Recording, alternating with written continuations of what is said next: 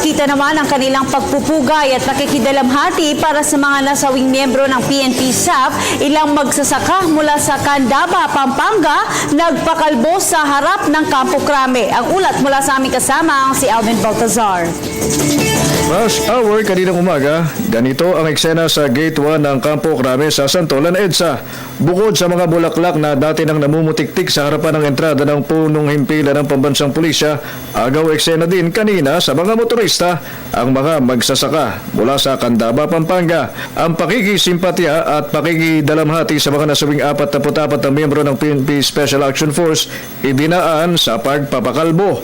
Pati ang dating alkalde ng Candaba na si Jerry Pelayo sumalang din sa pagpapaahit ng ulo bilang paraan ito ng pakikidalamhati sa mga bayaning yumao. Naisip natin baka sa pagkakalbo, ako naman totohanan lang. Siguro kahit isama na tayo doon sa Polen 44, kami Polen 45. Kahit na ako, mabigyan lang ng hustisya. Ang pinaglalaban ito natin hindi lang sa 44 yung Pilipino. Ayon sa dating alkalde, sa lalong madaling panahon ay dapat masagot ang maraming katanungan hinggil sa naikasang operasyon na nawi sa pagkakalagas ng 44 na SAF. Sa bawat araw at oras na di nasasagot ang mga tanong na ito, ay patuloy na kirot at tigati ng mga pamilya ng Polen 44 na minasakir sa humingi ng katarungan. Nakikisa bawat Pilipino sa panawagan ito.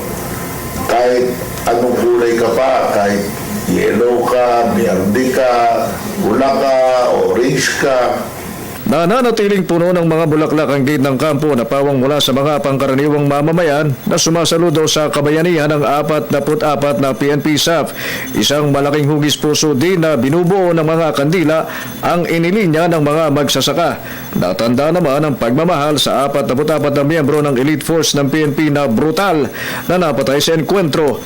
Pero isang simbolo ng pagdadalamhati ang tila nadagdag sa hanay ng mga nakalinyang bulaklak at ito ay ang isang malaking krus na may itim na telang nakabalabal dito. Naruroon pa rin ang mga mensahe ng pagpupugay at pasasalamat sa mga tiniguriang fallen heroes, gayon din ang mensaheng humihingi ng hustisya para naman sa mga pamilya ng nalagas na kagawad ng SAF na nasawi sa Mamasapano, Maguindanao. Para sa Telebisyon ng Bayan, Alvin Baltazar.